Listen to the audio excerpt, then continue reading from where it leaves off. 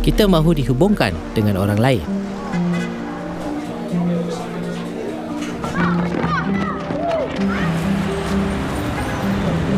Kita berhubung dengan orang lain melalui teknologi, interaksi harian yang mudah, pergerakan antara tempat. Kita juga berkongsi peristiwa yang menggembirakan dan kekecewaan apabila ia berakhir. Kita semua mahukan hubungan itu untuk makna, kekitaan dan hubungan yang berkekalan. Saya suka kumpulan kecil kita. Itulah yang saya paling sukai tentang Alpha. Ada ramai kenalan baru. Pada hari pertama, saya melihat dan tak berfikir mereka akan menjadi kawan. Tapi itulah yang terjadi. Saya tak sabar berjumpa mereka setiap minggu, mendengar cerita mereka. Jika ada yang tak hadir, saya kecewa tak berjumpa, saya rindu mereka.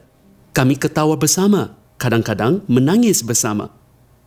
Kami melihat riak wajah orang berubah. Jika pengalaman anda serupa dengan saya, anda telah merasakan gereja. Kumpulan kecil Alpha anda ialah mikrokosma gereja. Gereja merangkumi kumpulan kecil Alpha, akan tetapi ia lebih besar, menakjubkan dan indah. Ia berbeza daripada tanggapan saya dahulu. Sebelum menemui Yesus, ada dua istilah yang saya kaitkan dengan gereja: membosankan dan bangunan. Saya tak suka gereja. Adalah menarik bahawa pada 300 tahun pertama sejarah gereja, bangunan gereja langsung tak wujud. Itu pasti bukan tujuannya. Semua itu bukan intipatinya. Misalnya, apakah itu perkahwinan? Anda mungkin berkata, perkahwinan adalah cincin, sijil perkahwinan dan upacara perkahwinan. Ya, tapi itu bukanlah intipati perkahwinan. Inti perkahwinan adalah sesuatu yang lebih mendalam. Inti gereja adalah sesuatu yang jauh lebih menakjubkan, indah dan mengagumkan. Saya bukan saja menyukai gereja, saya mencintai gereja. Banyak boleh dikatakan tentang gereja. Ini hanyalah permulaan suatu pengenalan. Ini bukanlah teologi gereja ataupun pengenalan teologi gereja. Ini hanyalah cecapan. Saya mendorong anda melibatkan diri dan meluangkan sepanjang hayat untuk mengkaji segala keindahan, ketakjuban dan kemuliaan gereja Yesus Kristus. Sebagai pengenalan kepada gereja, saya akan bincangkan beberapa istilah yang saya kaitkan dengan gereja. Kemudian jelaskan mengapa saya menyukai gereja. Pertama, gereja adalah kawan. Dalam Injil Yohanes, Yesus berkata, "Kamu adalah sahabatku. Saya menyebut kamu sahabat."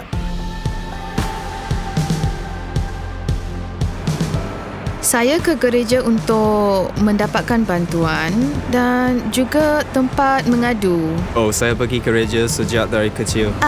Demi menghadapi minggu. Saya tak ke gereja. Bersekutu dengan orang yang sependapat. Sebahagian besarnya demi komuniti. Saya suka akan pegangannya dari segi komuniti dan sumbangannya. Walaupun saya bukan Kristian, saya tetap ke gereja setiap minggu kerana saya suka orang di sana. Semua orang amat prihatin.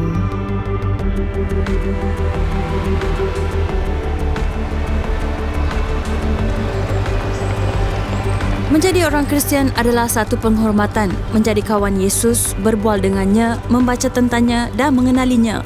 Kita bukan saja berhubungan dengan Yesus, Yesus mahu kita berhubungan antara satu sama lain. Inilah kebaikan kumpulan kecil Alpha. Cara persahabatan berkembang selama beberapa minggu. Perkataan yang digunakan dalam perjanjian baru ialah koinonia, ia sukar diterjemahkan. Tapi ia adalah persahabatan mendalam yang merentas usia, etnik, latar belakang dan budaya. Di gereja, saya mengalami tahap persahabatan yang tak pernah dialami di tempat lain. Bertemu bersama juga penting kerana anda tak boleh menjadi Kristian seorang diri.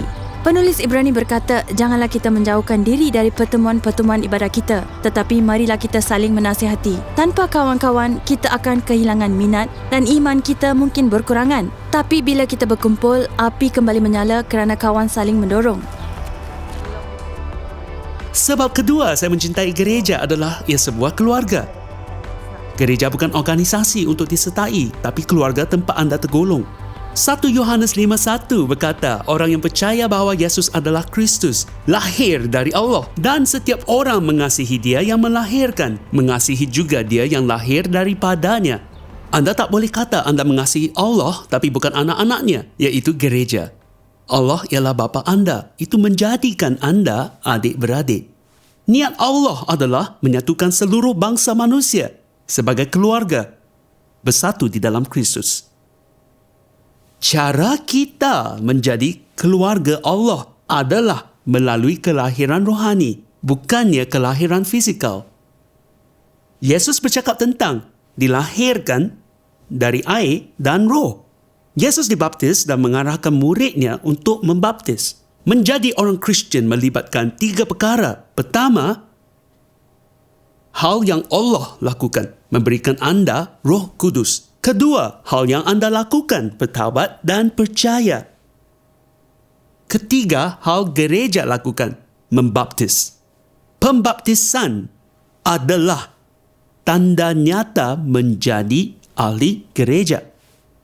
Ia adalah satu sakramen. Air menandakan pembasuhan, penyucian daripada dosa. Ia melambangkan Roh Kudus, sungai air hidup. Yesus berkata, dari dalam hatinya akan mengalir aliran-aliran air hidup. Ia juga melambangkan mati dan bangkit bersama Kristus. Katakan kertas ini mewakili anda. Bayangkan nama anda tertulis di sini. Alkitab ini ialah Yesus. Paulus mengatakan, anda disatukan dengan Kristus secara ajaib. Kita yang dibaptiskan dalam Yesus Kristus turut dibaptiskan dalam kematiannya. Semua yang berlaku kepada kitab ini turut berlaku kepada kertas itu. Jadi, apabila Yesus mati di kayu salib, anda mati. Apabila dia dikebumikan, anda dikebumikan. Hidup lama telah lenyap.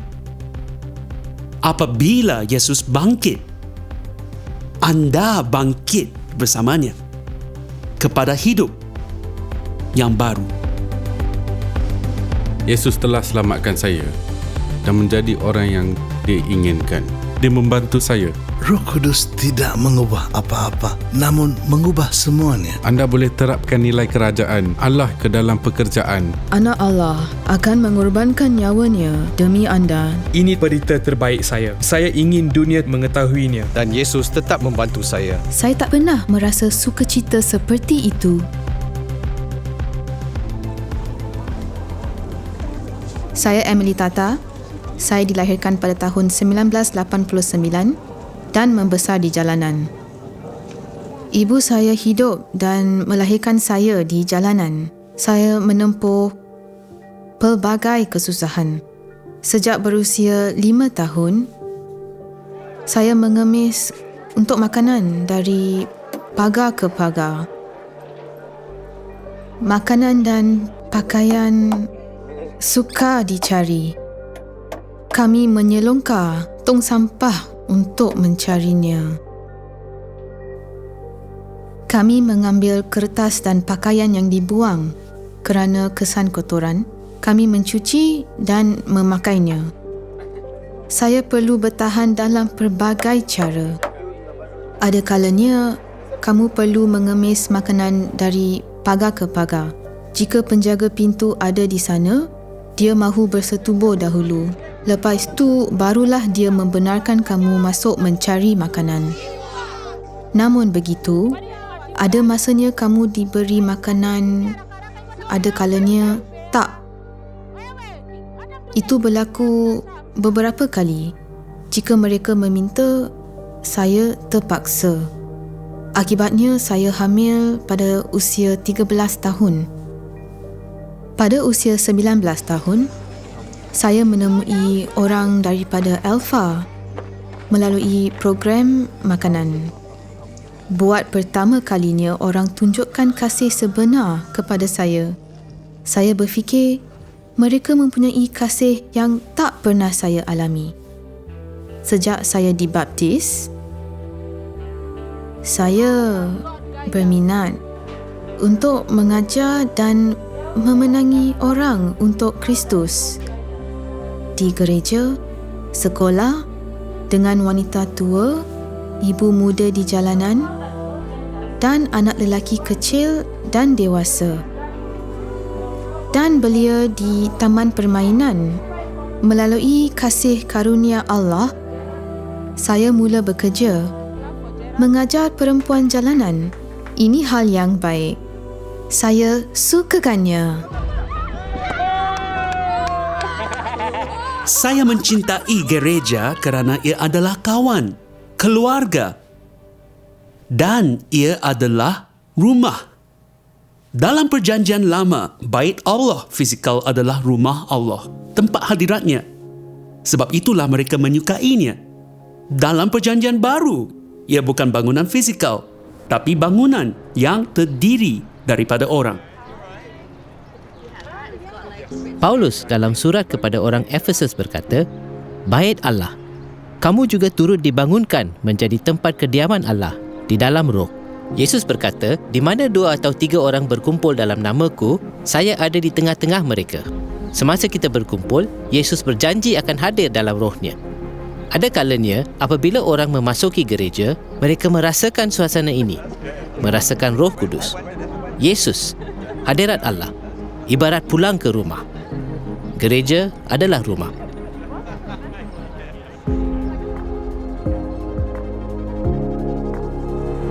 Apabila masuk ke gereja, saya rasa lega, seperti beban telah dialihkan dari bahu saya. Dulu saya ke gereja tapi saya tak menyukainya.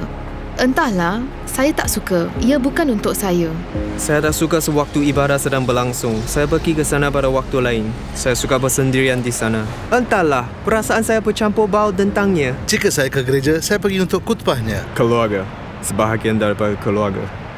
Ada baiknya mempunyai sesuatu yang baru untuk minggu itu. Saya berharap semua orang berasa seperti di rumah. Sewaktu memasuki gereja, kita berkumpul, bersembayang, mendengar firman Allah, menerima perjamuan dan saling mendoakan. Anda bekerja seminggu. Pada hari Ahad, anda pulang ke rumah untuk dipulihkan, disegarkan dan dicergaskan semula. Gereja seharusnya tempat orang tidak dikritik, tapi dikasihi, diterima dan disambut. Ingatan saya tentang kebaktian adalah amat membosankan. Saya kerap menyanyi ibu saya, "Bila nak habis? Bila nak habis?" Pada sekitar usia 10 tahun, kehidupan agama saya pun bermula. Ia berkaitan dengan pengalaman akan Yesus. Saya mempunyai hubungan yang mendalam dengannya. Ya, kini berusia 70 tahun. Saya rasa amat menakjubkan persahabatannya. Dia kawan yang sebenar. Meskipun segala kegagalan besar saya dalam persahabatan ini, saya berbahagia. Sejak itu, apabila saya memulakan hubungan peribadi dengan Yesus, saya juga mempunyai hubungan peribadi dengan gereja. Hal paling penting ialah gereja menjadi rumah bagi saya. Ibu bapa saya bercerai sewaktu saya berumur 13 tahun. Mungkin kerana sikap seorang remaja, saya beritahu ibu saya, "Mein Zuhause ist die Pfarre." Rumah saya adalah gereja. Saya menemui keluarga dalam gereja. Maksudnya, orang yang anda senangi, anda mahu kekal di sana. Anda suka berada dan berkongsi di sana. Bagaikan jawapan kepada kerinduan yang mendalam untuk tergolong, diterima dan dikasihi. Komuniti yang boleh memberikannya secara terhad, tetapi ia adalah kurnia yang kita terima daripada komuniti Kristian melalui hadirat Yesus. Sebab keempat saya mencintai gereja adalah kerana gereja adalah Yesus, tubuhnya. Paulus berkata dalam 1 Korintus 12:27, "Kamu semua adalah tubuh Kristus dan kamu masing-masing adalah anggotanya." Yesus adalah kepala, gereja adalah tubuhnya. Ia tak dapat dipisahkan. Inilah cara dunia melihat Yesus hari ini. Gereja adalah idea Yesus. Dia tak pernah menulis buku. Dia membentuk komuniti. Dia memulakan kumpulan kecil yang terus berkembang sepanjang 2000 tahun. Gereja sejagat terdiri daripada semua orang di seluruh dunia. Dan sepanjang zaman, orang yang mempercayai Yesus. Ia amat luas. Terdapat lebih daripada 2,400 juta orang Kristian di dunia pada hari ini. Ada puluhan ribu orang Kristian baru setiap hari. Gereja di Eropah Barat semakin merosot, tapi ia tak mewakili keadaan sejagat. Pada tahun 1900 terdapat 10 juta orang Kristian di Afrika. Menjelang tahun 2000 terdapat 360 juta orang Kristian. Itu perkembangan sebanyak 3,600%. Pada tahun 1940 terdapat 4 juta orang Kristian di China. Kini pakar menjangkakan terdapat lebih daripada 100 juta orang Kristian. Sekarang iman orang muda semakin bertambah. China akan menjadi negara Kristian terbesar di dunia tak lama lagi. Di Amerika Syarikat, 92% orang mengaku mempercayai Allah. Terdapat 250 juta orang yang mengaku sebagai Kristian. Baru-baru ini kami ke Brazil dengan Kardinal Katolik yang mengundang kami ke gerejanya pada hari Ahad. Terdapat 45,000 orang di kebaktian itu dan 10 juta orang menontonnya di TV. Di Rio, Hari Belia Sedunia dipimpin oleh Paus Francis. 3 juta orang muda berkumpul untuk menyembah Yesus. Kita berpeluang hidup di tempat dengan kebebasan bersembayang tanpa ditahan, dipenjarakan atau dibunuh. Gereja merangkumi bahagian yang dianiaya. Lebih ramai orang telah mati kerana mempercayai Yesus dalam 100 tahun yang lepas daripada masa yang lain.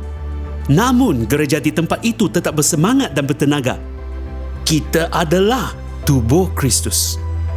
Kita tak mahu berbelah bagi. Malangnya, gereja telah berbelah bagi sejak dari dulu. Tapi, Roh Kudus sedang melakukan perkara baru. Kesatuan adalah penting. Malangnya, dalam sejarah gereja terdapat banyak perpecahan. Tapi kita hidup pada zaman yang mengujakan. Roh Kudus menyatukan kita. Yesus berdoa agar kita menjadi satu supaya dunia percaya. Dunia yang berbelah bagi memerlukan gereja yang bersatu. Inilah satu penghormatan terlibat dengan Alpha. Ia dijalankan oleh banyak gereja dan denominasi berbeza di dunia. Saya suka gereja Katolik. Saya diperkaya olehnya. Saya suka gereja Ortodoks, gereja Protestan dan gereja Pentekostal. Kita semua sebahagian daripada tubuh yang sama, satu dalam Yesus. Hal yang menyatukan kita jauh lebih besar daripada hal yang memisahkan kita. Kesatuan dan kebenaran tidak bertentangan, ia seiring. Saya tak memiliki kebenaran utuh, tiada sesiapa memilikinya. Bersama-sama kita memperoleh pandangan lebih baik tentang kebenaran. Yesus adalah kebenaran. Kita saling memerlukan. Saudara dan saudari yang dikasihi, perpecahan adalah satu luka dalam tubuh gereja Kristus. Dan kita tak mahu luka ini kekal terdedah. Saya nak katakan sesuatu yang kedengaran kontroversial ataupun sesat. Tapi ada seorang yang tahu bahawa meskipun perbezaan kita adalah satu. Dia adalah penganiaya kita. Dia adalah penganiaya orang Kristian hari ini. Dia tahu bahawa orang Kristian adalah murid Kristus. Bahawa kita adalah satu. Kita bersaudara. Dia tak kisah jika kita evangelical, ortodoks, Lutheran, Katolik atau apostolik. Dia tak kisah. Mereka adalah orang Kristian. Dan darah itu kesyahidan menyatukan.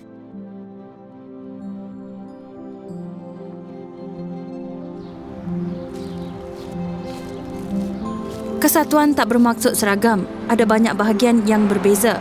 Kepelbagaian adalah baik. Mudah untuk berfikir jika gereja lain agak berbeza. Mereka pasti salah. Sebenarnya, kita boleh belajar antara satu sama lain. Paulus berkata menganggap yang lain lebih utama daripada dirinya sendiri. Inilah gereja yang bersatu. Setiap orang memainkan peranan memberi dan melayani. Gereja adalah organisasi sukarela terbesar di dunia. Menghulurkan makanan, melawat orang sakit, melayani banduan, menjaga bekas banduan dan menentang ketidakadilan. Gereja adalah Yesus. Ia adalah tubuhnya kepada dunia. Sebab kelima saya mencintai gereja adalah kerana gereja mementingkan kasih. Ia sejenis percintaan. Percintaan antara anda dan Yesus, antara Kristus dan gereja. Paulus berkata, "Hai suami, kasihilah isterimu. Sebagaimana Kristus telah mengasihi jemaat dan telah menyerahkan dirinya baginya." Dia bercakap tentang perkahwinan. Tapi dia berkata, sebenarnya saya tak berbicara tentang perkahwinan. Ini adalah rahsia besar dan saya memaksudkan hubungan Kristus dan jemaat. Dalam kata lain, dia mengatakan perkahwinan seperti analogi untuk hubungan antara kita dengan Yesus. Perkahwinan bukanlah segala-galanya. Yesus sendiri tak berkahwin. Tapi perkahwinan menunjuk kepada sesuatu yang lebih menakjubkan dan mendalam, iaitu hubungan antara anda dan Yesus, antara Kristus dan gereja. Alpha hanyalah permulaannya. Ia umpama upacara perkahwinan. Hal utama ialah perkahwinan dan bukannya upacara. Perkara yang penting buat anda adalah hala tuju hubungan anda dengan Yesus dalam jangka masa panjang. Mesej yang kami ingin sampaikan adalah Yesus mengasihi anda. Yesus mati demi anda, mengorbankan nyawanya demi anda. Jika anda sahaja yang wujud di dunia ini, Yesus tetap akan mati untuk anda. Allah mengasihi anda tanpa syarat, dengan sepenuh hati dan berterusan.